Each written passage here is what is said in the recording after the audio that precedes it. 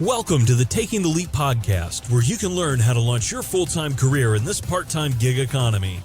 No matter what career you're in, you have the potential to be the best version of you and overcome whatever obstacles stand in your way. And now, here's your host, the CEO of Bonvera, Bob Dickey. Welcome. I'm Bob Dickey. I'm your host of this podcast, and I'm really excited to be able to sit down and start this journey with you guys today. I'm speaking with a good friend and also co-worker and a person who has been an inspiration behind this particular podcast. I had an opportunity to work with this young lady when she was an intern at Crown Financial Ministries, and subsequently, when I became the CEO of Bonvera, I asked if she would join our team, and she did as our marketing manager, and she's done an incredible job. She's University of Tennessee graduate, so near and dear to my heart, obviously there. But other than that, just a phenomenal young lady, full of passion, energy, super talented, and I am talking about none other than Casey Roths. So Casey, thank you for being on the podcast with us today. Oh, the pleasure is all mine. I can't believe I'm getting to do this. It's crazy. I could pinch myself. Well, the funny thing is that you've been this voice behind the scenes, hearing from members of our community, asking for us to launch a podcast. And you have been doing all the research, and you know that I'm such a huge podcast fan. I mean, I listen to them all. I've got a whole litany of podcasts that are my favorites. And you've been encouraging me for quite some time. Bob, we got to do this. We got to do this. And you brought in some great folks to kind of help us get it kicked off. And there's been a few months now in a row where I was just like dragging my feet. And finally, I just said, I don't know if I want to do this. And it's somewhat nerve-wracking to kind of record something that's going to go out that anybody can get a hold of and listen to. And finally said, Bob, you got to do it. And so here I've been recording some podcasts and kind of hopefully getting my sea legs underneath me. And I said, all right, you got me into this. I'm dragging you. You're going to be a part of it. And you're like, what? And so I'm glad that you're here. I'm glad that you said yes. Of course, I wasn't going to let you say no. So I was trying to get myself out of it. Yeah, I had the upper hand on this one.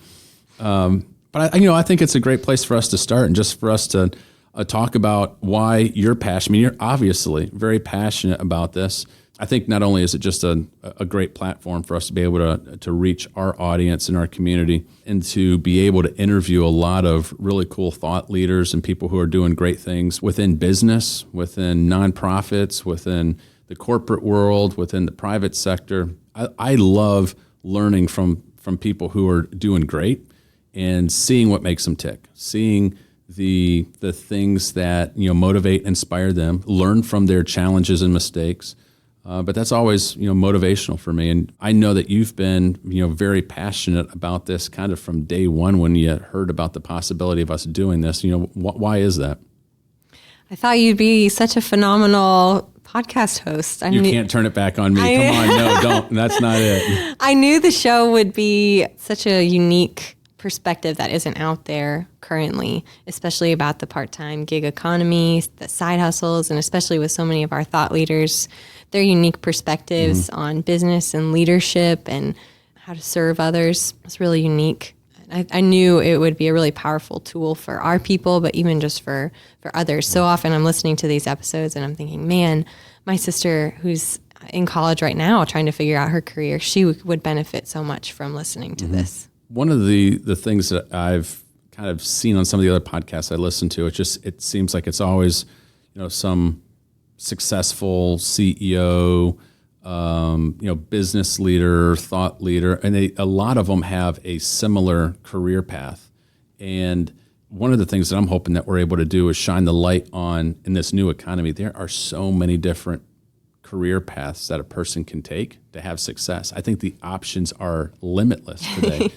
Back when I was in high school and going into college, the path was maybe, I would say, a little more narrow, right? It was a little more prescribed.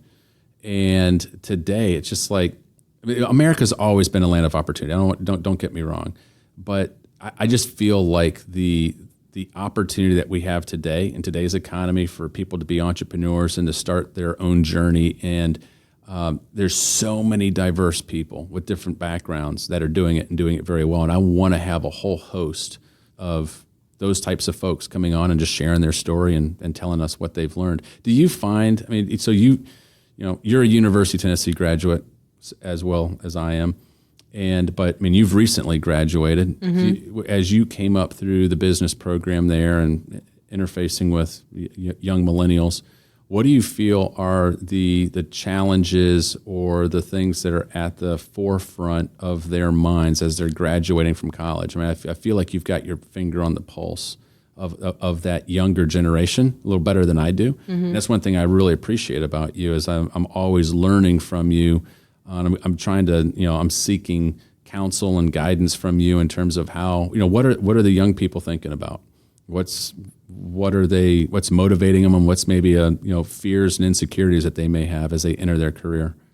Well, you kind of just touched on something right now. You said you expressed how many options there are now, and in a way that's so freeing for so many millennials and rising college grads, but it's also makes it so much harder because there are so many options. There isn't necessarily a straight and easy path or a straight and easy answer, and that makes it almost more challenging in a way. You have so much freedom, but yet at the same time, there's not any clarity. There's less clarity in a way. So it becomes harder to make a decision when you already feel like you're making a pretty big decision about what career path to take or what you're passionate about and what you want to pursue. So you feel like the breadth of opportunity almost creates a paralysis of analysis. Just I always hear the FOMO, right? Fear of missing out. It's like, and I've had multiple millennials that I have mentored over the years, and even some right now, and where there's a really big decision right in front of them, and they're faced with 3 or 4 great opportunities, right? It's not between like a really good opportunity and a bad opportunity. They're all great opportunities, and just completely paralyzed of like, I don't know what to do. I want to do this, but if I do that, what if this other one was great? And whether it's not only career, but it could also be in relationships, right? I mean, I see that over and over again, almost like a real difficulty for young people to be able to make a decision and make a commitment. Why is that? I don't want to paint with a broad brush, because I think that happens with all people, right? I mean, I face challenging decisions of things that I have to make decisions with in life, so I don't want to paint the millennials with a broad brush there, but maybe explain that. Well, the rise in technology, social media, comparison, those all play really, really big factors into decisions. For instance, all the time in college, I remember my last year, we're so connected via social media that we're often comparing what other students or other peers or friends are going through.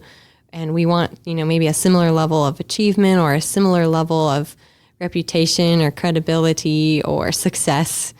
And even at the same time, we're comparing ourselves to our parents, and we're wanting what they have now later on in their careers. But right then when we graduate, something about that instant gratification in the technology and social media has changed our mindset in that way. So it becomes harder to make decisions. Social media has robbed us of like some of our own identity in a way, which makes it harder to make a decision. That's really interesting. I've never thought of that, but I think you just hit the nail on the head on something really important. As I think about my journey through college and then into my career, so I graduated in '93. The internet is just starting, and email and computers are really just starting to kind of form through my college years, right?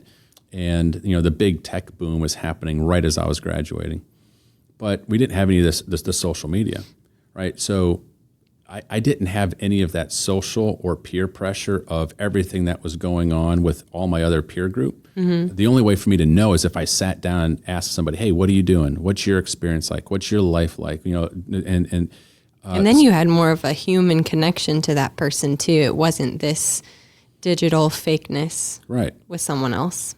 And where I'm trying to measure up all the time, right? So I was able to kind of explore through college and somewhat define what I wanted to do, what mattered to me, what I was passionate about, based on just me, not based on what's going on around the world, what other people are doing, worrying, okay, is this career measuring up in somebody else's, book?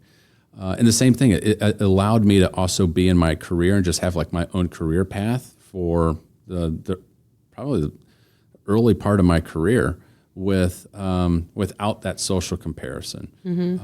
I think it allows you to incubate some ideas and have time for things to kind of germinate and take root and to grow.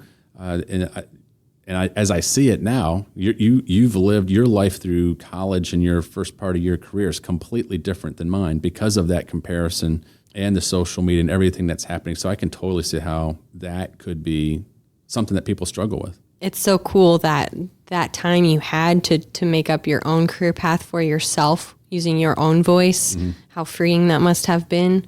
Because you could decide. You didn't have the influence or opinions of so many other people. Or even if no one was telling you, but you had all of their like, oh, I wonder what they'll think. Or, oh, I wonder what this person will say about me doing this. Or that sort of thing. You had the freedom and space to decide that for yourself. So I did have certain things as I was going through UT, where, social pressures, right?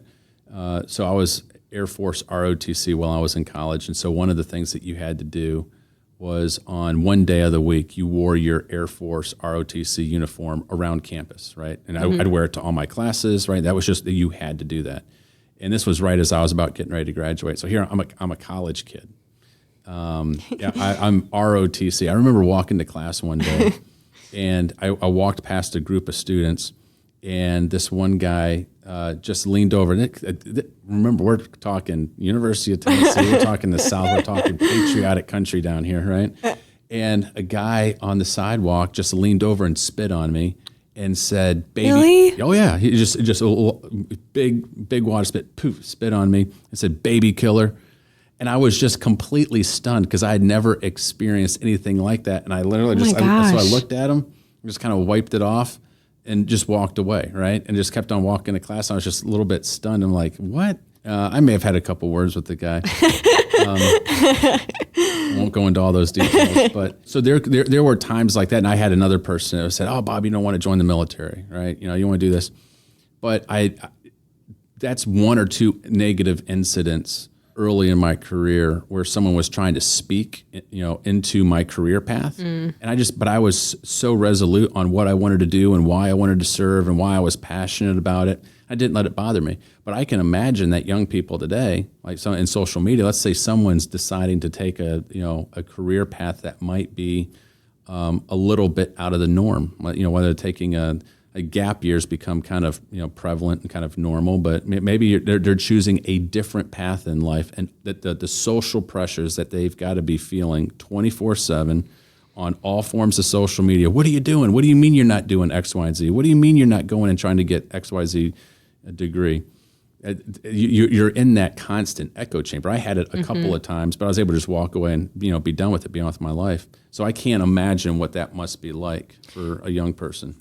In a way, I feel like you have to become resolute and strong in what you believe or what you value and what is important to you, which of course takes time because in college and as you're navigating your career, you're kind of finding who you are also and what matters to you and what you're passionate about and what's important to you.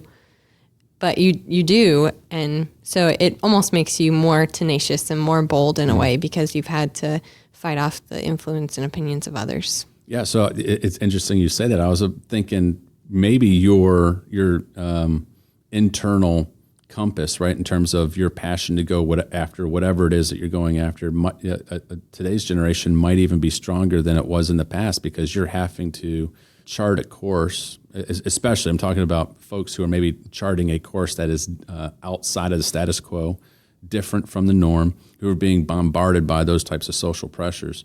They've probably got a really strong true north that's guiding them and say, I know this is exactly what I want to do. I know I'm passionate about this. And so it takes a lot of intestinal fortitude to be able to do that.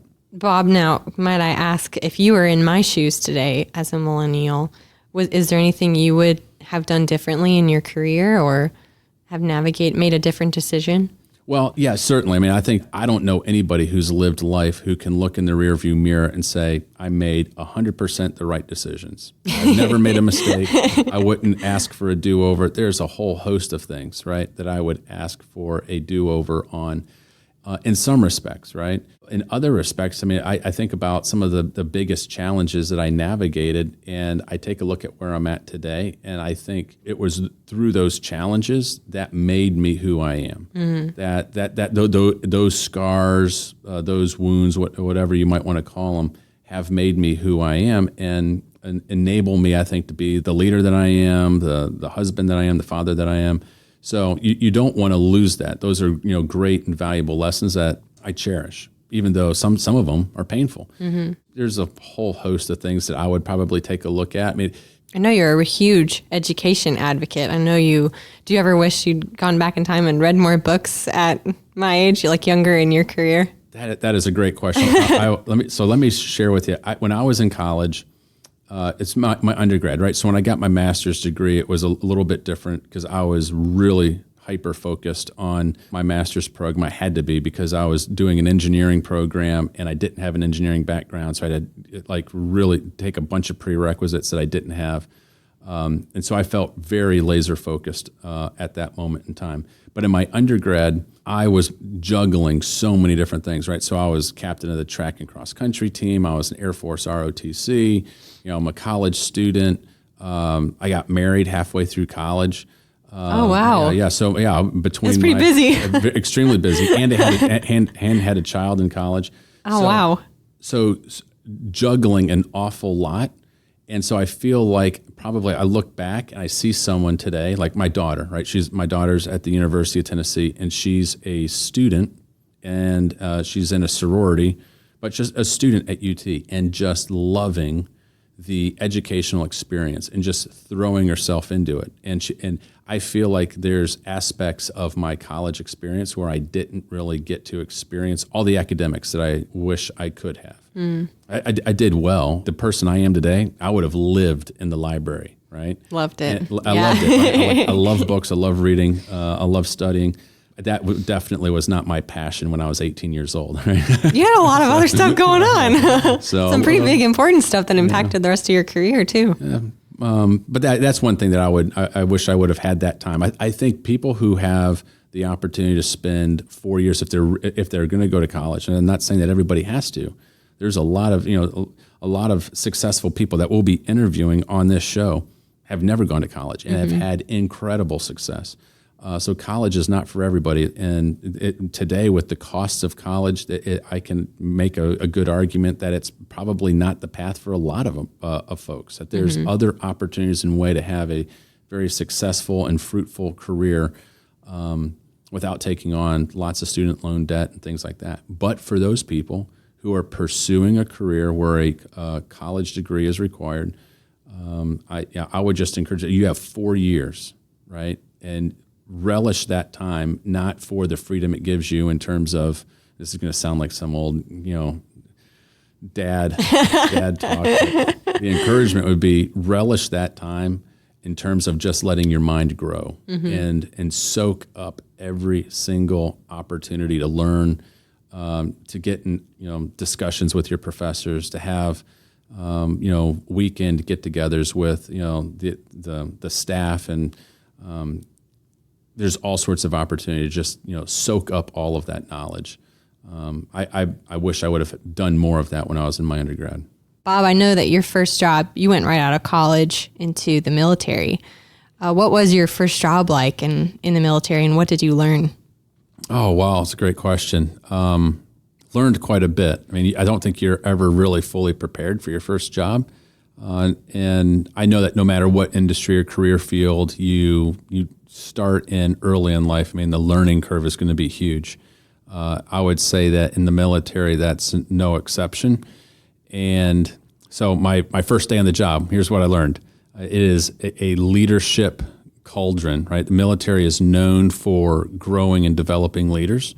One of the things that I really enjoyed about it was the fact that at a very young age or early age in your career, you're placed in charge of millions of dollars, tens and hundreds of millions of dollars at times, of equipment and budgets, in charge of people, right? And what I found is that as I was watching my peers in the civilian sector, a lot of times you don't get that level of responsibility until a lot later in your career. So early on, in my first job, I walked in and I was a brand new butter bar, right? That's what they call a second lieutenant, right? So I had gold bars on my shirt, but I was the youngest guy there, and I had been in the military a grand total of a couple of weeks, and most of the guys in the unit were a lot older than me. Most of them were old enough to be my dad and had 20, 25 years of military experience. So you learn really quickly that you don't lead by authority and position, although there is some of that rank structure and hierarchy in the military, but you've got to lead by being a servant leader, by learning. I had a couple of great mentors early in my military career. Said, Bob, look, if you want to be successful, what you need to do is get alongside of a senior enlisted guy, and they'll teach you the ropes. So even though I was their boss, even though from a rank structure, I might be a different rank, I really was blessed to have a senior master sergeant early on in my career, who later became chief master sergeant, which is the top rank in the military, who taught me a lot. And behind closed doors, really took it upon himself to kind of be a mentor and a coach. I was also blessed with, at my first military base, Little Rock Air Force Base in Little Rock, Arkansas, I had two great bosses. So Lieutenant Colonel Springer and Lieutenant Colonel Gibbs. And they really took, both of them had been in the military for 20 plus years, and they really took the charge of being a mentor to young officers very, very seriously, and would pull us in their office and sit us down and chat with us and coach us up. I went out to lunch with them many times where they would just start to share their wisdom.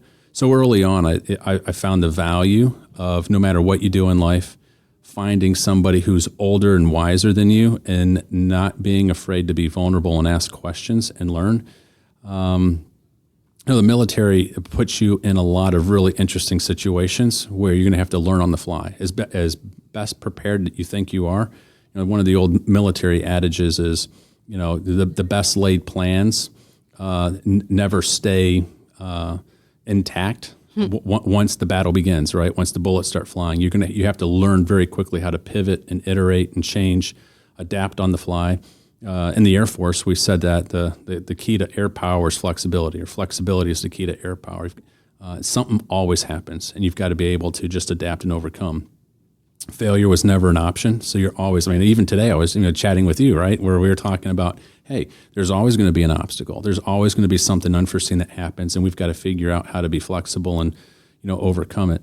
But to that end, another thing I learned early in my career was that part of the planning process was you never want to have a single point of failure anywhere within your plan, right? So whether it's in a supply chain, whether it's in a mission critical area, whether a combat plan, or you want to have redundancies built in case something happens, because something always does. Mm-hmm. And so from a planning perspective, those are some of the things I learned. In my first book, The Leap, I chronicle an instance where I was out on an Army installation with a group of Air Force officers, and we were on a drop zone, and we kind of decided to go do a little joyriding in a Humvee, and I ended up sinking mine. Okay, it was a pretty crazy situation, and I thought for sure I was going to be facing Article 15, or I was going to get in trouble, and when all else seemed lost, there was a senior master sergeant once again who was there. It was like, "Hey, LT, this isn't, don't worry. This has been a learning exercise. This is a leadership. This is a time. Use this as an opportunity to train the other LTs." And he had the ability to reframe that situation where I was looking at it as, "Oh my gosh, this is bad." He was reframing it as, hey, this is a learning situation and a learning opportunity, which eventually, if you read the book, he leveraged that to that situation where that incident became a very pivotal moment for me as a young lieutenant at Little Rock Air Force Base, which allowed me to eventually lead a lot of DVs or distinguished visitors, congressmen, general officers that would visit the base. I would be the one that would take them out to these drop zones and show them what was going on out there, because that was the heart and soul of the mission at Little Rock. It was the largest C-130 base in the world, training air crews from all over the world. And part of that is them doing low altitude and high altitude drops on of equipment, simulated drops on a drop zone. And so people loved getting out there and seeing that. And that was an opportunity where what appeared to be a disastrous event for me, with the power of reframing, looking at it through a different lens. And it took someone who was older and wiser to look at it through a different lens and say, no, this isn't an obstacle. This is actually an opportunity. So there's too many examples to highlight, but those are some of the things that stick out in my mind early in my career. The experience was so invaluable, I couldn't put a price tag on it. Certainly set me up for the rest of my career. And anytime someone asks me, hey, should I take a few years and I'm thinking about joining the military, serving my country, is it something worthwhile? Is it something that I should do? I said, look, it's the best time. I'm so glad I started my career with that, and I highly recommend it for anybody. Yeah. So, Bob, you just touched a lot on the incredible mentors you had in your career and in your life, and you touched a lot on their incredible leadership skills as well. How does that play into your wanting to do a podcast? Well, that's a great question. I think one of the things I'm passionate about is I've seen how other people have been, or how mentors and coaches have had such a huge influence in my life. Now, certainly, I would consider, I have people who are like my various bosses and commanding officers in the military, people that I've partnered with in the civilian world, mentors and coaches all throughout that have spoken into my life. But I also consider I've had, in some respects, like you could say that I've had mentors that I've never even met, right? Now, it's a different type of mentorship. But there's podcasts that I've listened to. There's people that where I've read their books. I've studied them, where they have had a profound impact on my life, even though I may have never met them personally, and maybe I had never spent time with them, but they still had a profound impact on me. And one of the things that I'm passionate about is just being able to pay it forward. And I want to be able to, hopefully there's comments that I will share that might be of encouragement to people on the journey. That who knows where the podcasts will go, but certainly not so much me, but the people that we bring on the show, various individuals from all walks of life. Right? We really want to bring a whole host of thought leaders and interesting people who are accomplishing great things in the world. And just kind of ask them questions about, where did you get started? How did you get started? Why did you get started? What are the things that you've learned along the way? Those are some of the most valuable conversations that I think that I've had. And there's been times where I've had those types of conversations with people. I'm like, oh my goodness, I wish so and so was here to hear this. And, just now thinking about it, I'm triggered to an event. We were at a board retreat, so I was serving with a group of business leaders, and it was a board retreat that was being held in Estes Park, Colorado. And we were just having breakfast, right? We were about ready to start an all-day board meeting, and I looked around the table, and I've got a head of dark hair, and not too many gray hairs at the time, and every single guy at the table was kind of like one stage or two stages of life ahead of me. And to a person, every single one at that table had a full head of gray hair, and some of them were, going bald. So what I'm saying is that they're a lot older than me. I'm like, oh my goodness! It just dawned on me. I'm the young pup at the table, the one with the least experience, the one with the least knowledge, and all these guys and they come from a wide range of life experiences. And so they're all kind of bantering back and forth. And we're just talking. I kind of chimed in at one point. And I pulled out my iPhone, because it was the only thing that I had with me at the moment. And I opened up the little notepad, and I just asked a question. I said, hey, do you guys mind before we get started on this, do you mind if I just ask you guys a question? I said, what is one thing, like if you had it to do all over again, if you could tell your 20 or 30-year-old self something, give your 20 or 30-year-old self, words of encouragement, what would you do differently? And what are the things that you are proud that you did? I just thought I was just curious because they're all super successful individuals, right? And it was like kind of like the stunned silence for a second. And then one by one around the room, they went, and I didn't know what to expect. But the interesting thing of all these successful men, right? We're talking CEOs, chairman of the board, in a whole host of different industries, that as they're looking back on their life, not too many of them were saying, none of them actually like, well, I wish this, wish that. There was a common thread that they all wished that they had spent more time with their family. And I still have these notes on my phone. I have to dig it out, and I might have to put it, some of the bullet points in the show notes. But one thing that was a common thread for all of them, they said, I wish I would have focused more attention on my health.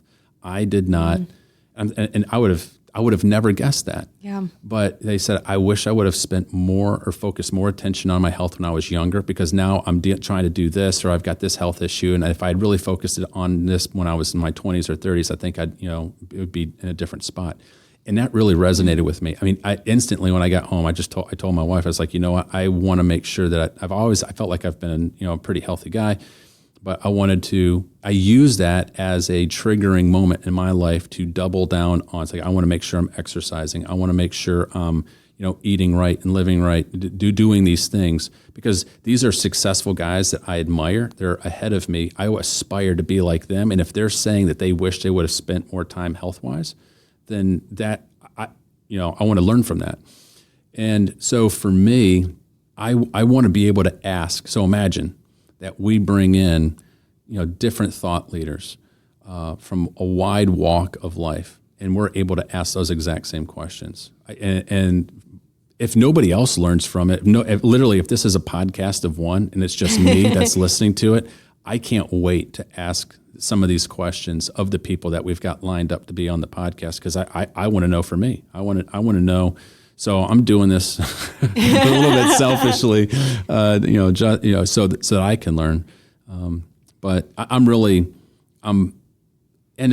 to tag on to that. I mean, I know the world is rapidly changing. Everybody's impacted by it. There's nobody that is going to be unaffected. And I know there's a lot of people who are wanting to navigate this. Young people are wanting to know how to start their career right and get on a good solid footing. We've got people who are mid-career professionals that when I'm on radio shows and so forth, the call-in shows, people are asking, how do I pivot, right? How do I reinvent myself?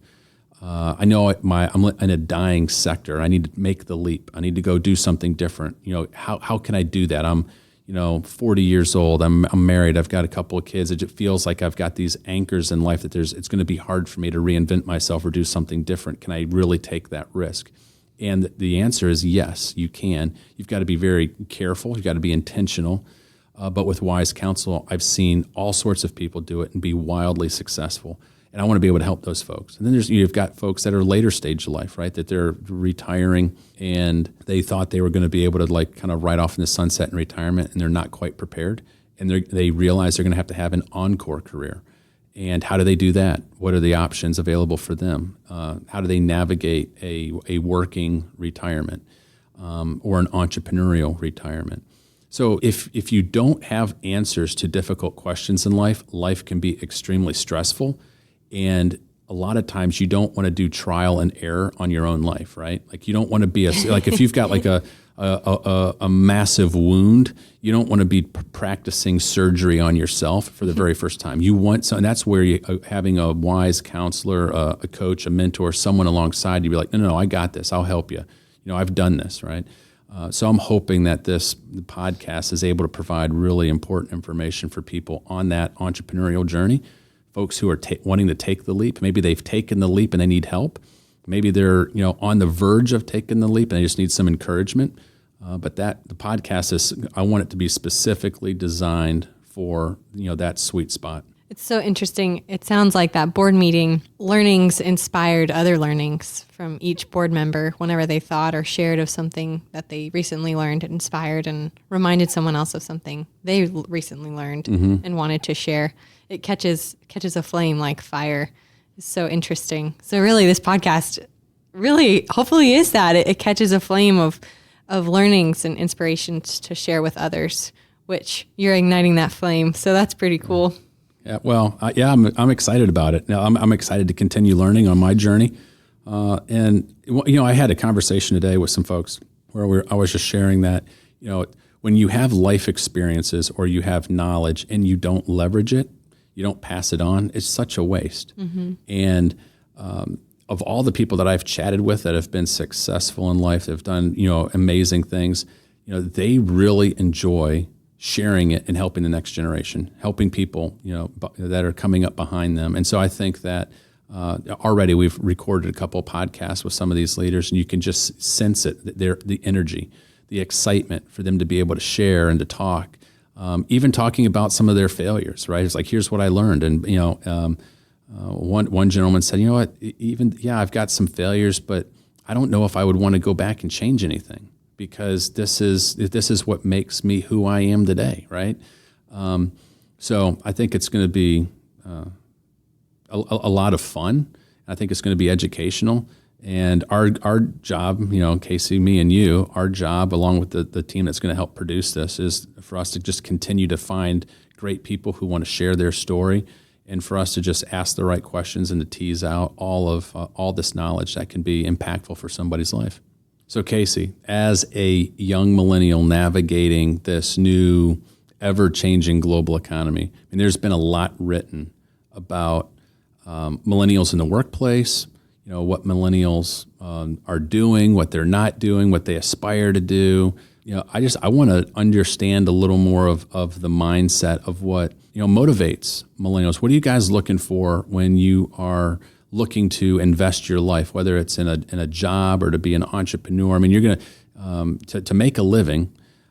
It seems like today millennials are not driven so much by earning a dollar, but by being a part of a cause, being passionate about a purpose, and doing, making a difference in life. Is that how you feel? Is that what you see? Can you shed some light on that? Sure. I wonder if millennials noticed from our parents' generation that it seemed like sometimes they had to make sacrifices of maybe, for instance, not being able to connect what they were passionate about with what they were doing, or maybe being able to connect what they were doing with their values. And maybe there was a disconnect in older generations, because in millennials, it's so important to us that we connect what we're doing with what matters to us and what we're passionate about.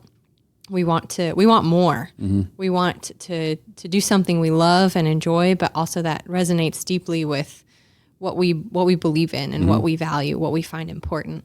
For instance, I personally love the Noonday Collection company. I think it's so cool that they partner with local artisans around the world to make handmade jewelry that they sell back here in the U.S. that you can wear and don on, and it's beautiful. It's gorgeous. And those are female, basically entrepreneurs, right? That are crafting. Many of which, okay. It provides a market here in the U.S. for that handmade jewelry and handbags and things like that.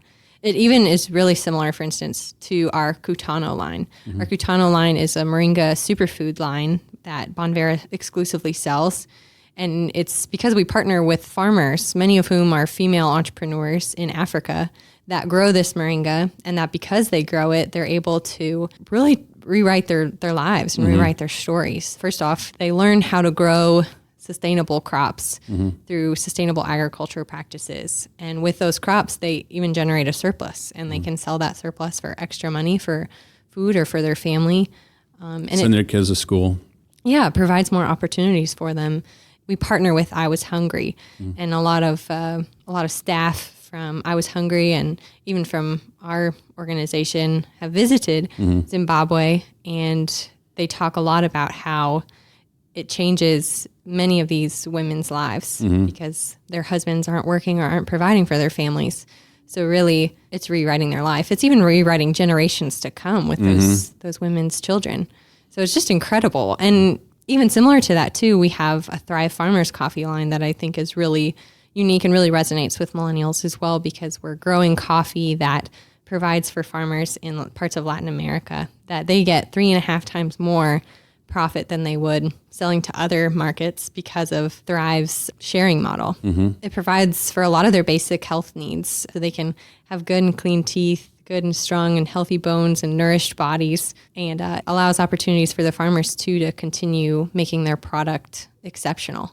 And it is phenomenal coffee as well. So it's such a win-win. I've heard it stated that millennials watch their parents kind of do work that they didn't like and live lives that were unfulfilling, all with the hope of retiring and then, later in their life being able to then pursue their passions. I'm a person who watched multiple people in my life that I cared about, was close to, that retired, and then shortly thereafter, passed away. My wife's dad, after being an accountant for a Fortune 500 company, retired, and I want to say that was within 3 months. He died of a heart attack. Oh wow! Yeah, so he got a set of golf clubs, right, as he retired, and this was a guy that was known to be work around the clock, in on the weekends. He was the company man. When he retired, got a set of golf clubs. Like, hey, congratulations, Frank. You're going to go enjoy retirement. 3 months later, he died of a massive heart attack. So that was the old model of spend your life doing something. And he was very good at it, but there's a lot of people like this. And then at some point later on down the road, you get to go and enjoy your senior years doing something. And I've heard it said that millennials watched that and said, you know what, I don't want that to be me. I don't want to wait until I'm 65 to live the life or to live my dreams, but I want to do that in my 20s. So I think that's one of the interesting things that we're seeing is the millennial generation are expecting more from work. They're expecting more from companies, and it's one of the things that I'm really proud about. The millennial generation, I see it in you. I see it in other millennials on our staff and millennials that I've been blessed with the opportunity to work with. Is they're looking at life differently through a different lens of what's going to make me happy. How can I, as you said very eloquently, be connected to my passion and my goals and my dreams, but to be living that out every single day? And I think it's having a positive impact, right? So, millennials, I think a lot of times can get maligned for a lot of different things, but I think it would be unfair not to highlight the things that the millennial generation is doing very well. And I think that the millennial generation is helping rewrite work and how we perceive work, and how we connect work with our passions and our dreams. I love watching you, right? And the rest of our staff be very connected not only to what we're doing here as a company, but then to also the passion projects that we have here within the local community and serving in Sub-Saharan Africa or serving in Latin America. It's just very motivating. All right, well, since we are talking about millennials and trying to get a little bit better understanding of them. I mean, part of the podcast is that we're supposed to learn, right? I'm curious on a couple things. So can I ask you a few rapid fire questions? Of course. I'll do my best to answer them. Oh, you'll do great. All right. So what is an exotic place that is on your bucket list to visit and why? Because you just came back from an epic vacation in Hawaii. So I know Hawaii can't be on that. That was pretty cool. But yes, I'm realizing how much experiences mean to me. That's how I would like to spend my days and my money sometimes too. I would love to go to New Zealand. Oh, nice. I was reading about it in a book, and then the book was called At Home in the World. And she basically chronicles how she travels all around the world for an entire year with her whole family and homeschools her children. And the experiences she wrote about in New Zealand sounded like a fantasy. Just calm and sweet, cozy. I picture cute little cottages. It just sounds really cool. Nice. All right. Well, it's going to be a long flight. It's going to be a very long flight. Yes. Save up those frequent flyer miles. Okay, Casey. So another question I have for you. Who is a current thought leader in life that inspires you, or like somebody that you look up to? Well, I very much look out for a lot of female entrepreneurs out there from a lot of notable companies. I such as like Brene Brown. She's a leading author, entrepreneur. Yes. She writes incredible novels and books about emotional intelligence, vulnerability, especially in the workplace. I think that's so interesting.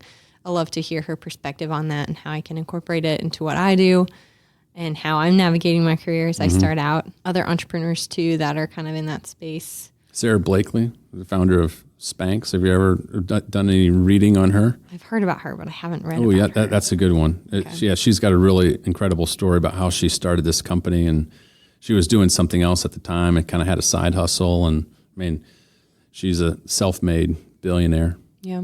And I mean, that company is just, killing it. A thought leader I think of a lot is my dad. Oh, yeah. His words come back to me over and over. You quote him here in the office all the time. I'm like, I need to meet this guy. This guy is smart. You were blessed to have a really smart dad. He's very smart. He is a serial entrepreneur. He's always got an idea.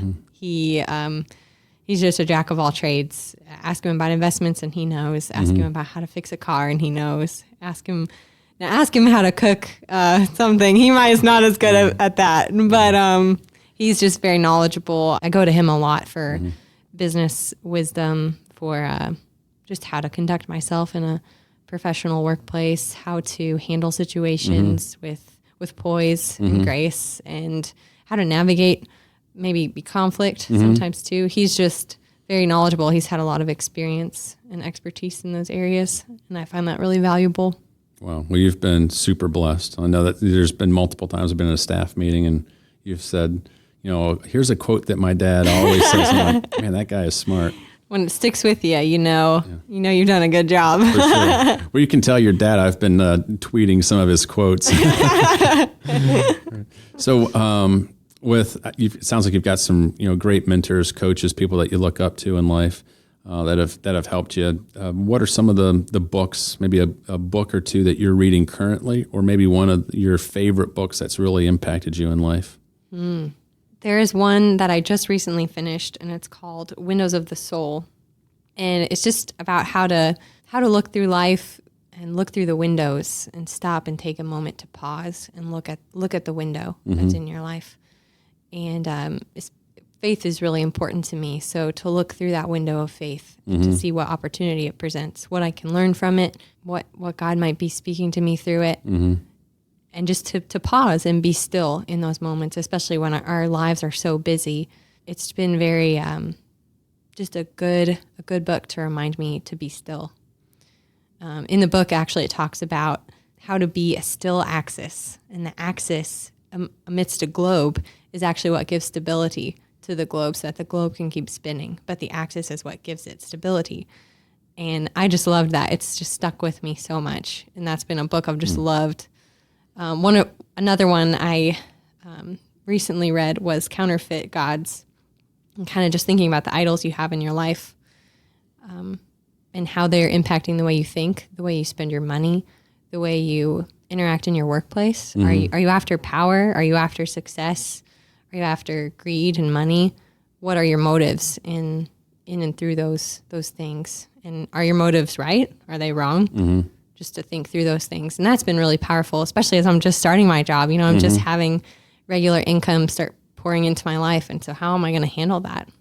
How am I going to handle the influence I have in my workplace? What am I going to do with that? And it's been really, really impactful in the way I make decisions and the way I interact day to day. That's one of the things that I so appreciate about you is how intentional you are and the way that you take time to view the world. And I think that one of the reasons why you are or have been as successful here at Bonvera, but also when we were together at Crown, is I don't know too many young people who take time to think and ponder the things that you're thinking and pondering about. So that's a credit both to you, to your parents, and just to how you're trying to be intentional in your life. And so I just want to say thank you. Yeah. Absolutely. Well, I'm surrounded by wonderful mentors and bosses and leaders who are inspiring me to make the most of my time right now and learn the most right now. You've iterated how many times this season of my life is so important. So I want to make the most of it and try to do it well. Of course, I'll make mistakes and I will fail, and that's inevitable. And so I hope I learned from it, and I hope I have a smile on my face even when I do. But well, our motto is if you're not failing, you're not trying hard enough, right? So I got to try a little harder. Try a little harder. Let's do it. Yeah, failure's okay. Just we don't want to make the same mistake twice, right? Mm-hmm. All right. What are some of your pet peeves? What are pet peeves for millennials too? My pet peeves are when people say in speeches. It must have been when I was in college. You have to get up there and give so many presentations and talk often. And they always say, don't say and then, because then you just start counting how many times people say and you're not even listening to them anymore. So that's all I end up doing. If people ever start, I don't even ask me what they said after that. I start counting all the ums. Oh, wow. All right. Well, now I know what you're doing in the audience if you're ever. So, what are some pet peeves for millennials? So outside of the ums for you, is there anything else? And then what would you think would, from a generational perspective, what would be a pet peeve for millennials? Is there one, a standard one? Recently, I've kind of been looking at the generations ahead of me, and sometimes there's such a lack of hope, such a lack of forward-looking perspective. And why do we take that? Why is that perspective taken? Life is so full, life is so meaningful and impactful. Why not make the most of every season you're in, even if you're in a later season or a younger season? Why not make the most of it? Mm-hmm. And why not look forward into the future with hope that you can do it. You could take that epic trip. You could find work that resonates with your passion. You could learn more. You could read more. Mm-hmm. You're just choosing not to. So it's like a disconnect between maybe who you want to be and the actions you're taking to make it. That sort of confuses me, and it's sad sometimes too, because there's a loss of hope. Casey, that is a really interesting point. And since I am a generation ahead of you, right? So you're kind of on the cusp of being a millennial and Gen X. One of the things that I've noticed, right? So a person who is in their mid-40s and have a lot of friends in that same kind of age group, right? There's what happens in life. And it's sad. You mentioned it. You're seeing it from your vantage point, right? You're looking at it through your lens as a younger person, saying, "How come this person doesn't have more hope? How come this person has this fatalistic view on life? How come they can't have a better an outlook in life?" I can look at it through I can see that person through a completely different lens and see them differently, understanding that everything that you're saying is completely true. But when and there's a lot of people, because I've talked with them on various radio shows, right? Where they'll call in, you can just hear it in their voice. These are people that I've never met, but you can literally hear the pain in their voice, and they'll start telling you their story. And it's like, I got let go here, and I wasn't able to go to college or get schooling because of this, and I've had this issue, and I've had that issue, and I've had, and it's a trail of missteps, disappointments, dreams that didn't materialize, and You look back like when people are in high school, right? And it's that idyllic time for most people in life where everyone's provided for, their future is bright, and anything is possible. And upon graduation, everybody goes their separate ways. But I tell you what, within 10 years, that first 10-year reunion, you can see that there is a huge quantum leap where people have gone and what people have done, and then life, call it disasters or whatever, have happened. And there's a huge separation that happens for a lot of people right after graduation, just based on life and the directions they decide to take. So I can see people who are in mid-career who have had a series of difficult events and challenges in life where they've been a dreamer. They've had hope. They have been working hard. They've been striving, and they're tired. And they're like, I've tried so hard. I've done absolutely everything. I've played by the rule book, right? I've played by the rule book. And one of the things I write about in both of my books is that the rule book that we've been given by our parents is wrong. Mm-hmm. And it's not that our parents were bad. It's the rule book that we used for people to be successful for generations, but the world is being rewritten around us. If we're playing a game of checkers, right, and then all of a sudden in the middle of the game I change it and say, no, you know what, we're going to play chess now. And you're playing checkers, I'm playing chess. You're going to be very frustrated. You have no chance of winning. I don't know how to play this game. I was playing a different one. And so that's what's happening right now. And so I can see people mid-career, I've talked with them, who life can be tragic. Life is a series of ups and downs. And so I can understand why someone can be, mid-career or late career and just be almost tired and hopeless, despondent, whether for themselves or whether for what they see going on in the world, and almost feel like, you know what, I've done everything. I don't know what else to do. And you bring up a really very important point that I want to highlight here, is that one of the things that brings me a lot of motivation, encouragement, is I love mentoring and being around millennials and seeing how you guys view the world. And it's healthy for me to constantly be around that energy and that enthusiasm and to see the world through those fresh eyes. It's one of the things that I love about being a father. I have a 3-year-old son right now. So I have 6 kids, but my youngest is 3. And so I get to go home every single night. And after everything that I navigate through the course of a given day, I get to get down on all fours on the carpet and play with him and see the world through his eyes, completely innocent. And it's just a breath of fresh air of how he sees and engages with the world, and everything is full of hope and optimism. And what happens a lot of times is over life, as people mature and live and experience the pains and trials of life, there's a lot of folks who can get mid-career, late career, and just be despondent and feel like, you know what, I've been doing my best. It just seems like the deck is stacked against me and I haven't had success. And one of the things that I want us to be able to do is to be able to breathe life for for those folks, and to say, hey, look, it's never too late to start over. It's never too late to have a do-over. And with the right information, with the right coaching, the right mentorship, we're seeing people today that are having, incredible successes late in their career, in their encore career. We're seeing that they're saying that 60, right, is the new 40. So if we're living, with advancements of technology and healthcare and so forth, we're going to be living a lot longer than our parents and grandparents did. Therefore, we're going to have to engineer our lives differently. I think it's ridiculous to be thinking about retirement at the age of 65, right? Now, that's kind of a whole different podcast, right? I don't plan on retiring because I love what I do. I mean, I would be absolutely miserable not, working and being engaged in business. This is fun for me, right? Mm-hmm. But there's a lot of people like, I just can't wait until I can retire at 65. And I'm like, well, how can we reframe that? How can we look at things differently? But I'm sharing this for people who might be, 60 or so. 60 is the new 40.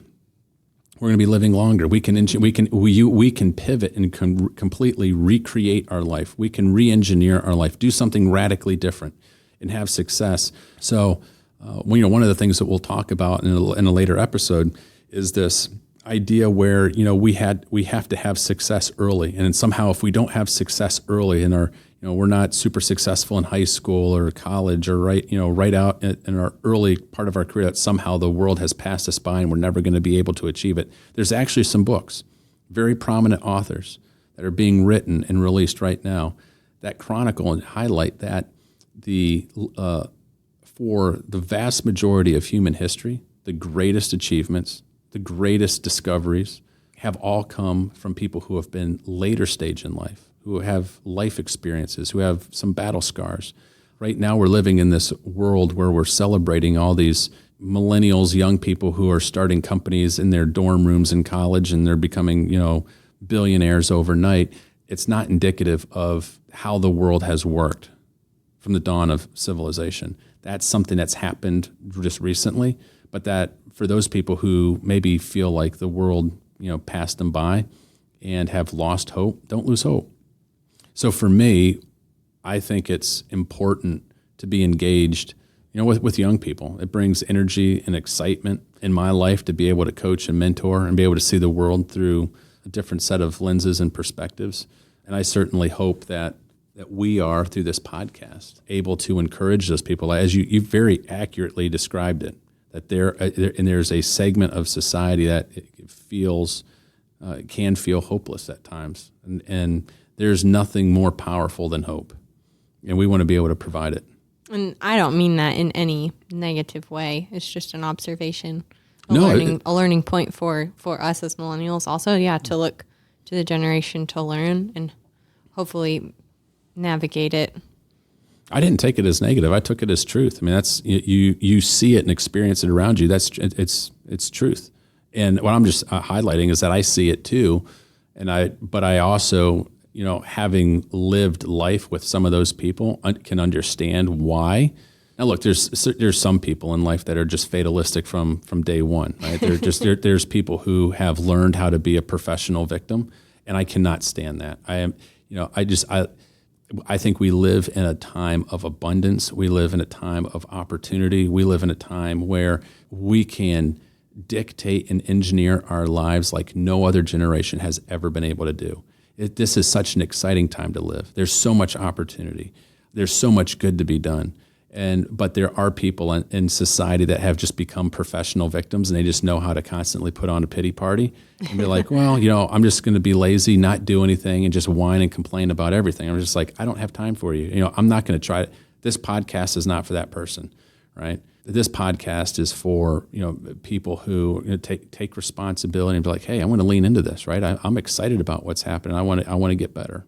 On behalf of all of those who are in college or just graduated or on their first job, I thank you so much for your example of leadership, your example of character and education. It's very inspiring, and it brings clarity to kind of what to do and how to navigate it well, and how to navigate it really well to set ourselves up for the best success we can have. So I appreciate that. Thank you very much. Oh, well, thank you. I couldn't do this without you. So it's mutual thanks. And I certainly appreciate and I'm very thankful that you're part of the team. I consider it a massive win for our organization that we were able to have you come over and join the team. I share with folks, I think it was like, in the sports world, you've got the lottery, right? You have the drawings when you get like a first round draft pick, right? And so you were definitely a first round draft pick for us, and you have done an incredible job. We're going to have a ton of fun. So I guess that this will be the sign off of our very first episode. And we certainly hope that for those of you that are listening, that you've enjoyed this, that you've gotten a little insight in terms of what we're wanting to cover, the topics and the people, and we're going to try to make it rich and insightful, have a whole host of guests that will bring their life experiences that we believe will be inspiration and encouragement to each and every one of you. We want you to share this with your friends and family and people who you think would find value in this podcast. And if you have somebody that you think would be a great guest, someone that you would like to learn from, don't hesitate to reach out to us, get in touch with Casey, and we will do a good job, or our best, I should say, of trying to score that interview with that individual. But once again, thank you for your time. Thank you for your attention. Hope you really enjoyed this podcast, and we will talk with you soon. God bless. Thank you for listening to the Taking the Leap podcast with your host, Bob Dickey. You can keep up with the latest on the podcast at www.takingtheleappodcast.com and bonvera.rocks. You can also find the podcast on iTunes, Spotify, Google Play, or wherever fine podcasts are distributed. Thanks for listening, and we'll see you next time on Taking the Leap.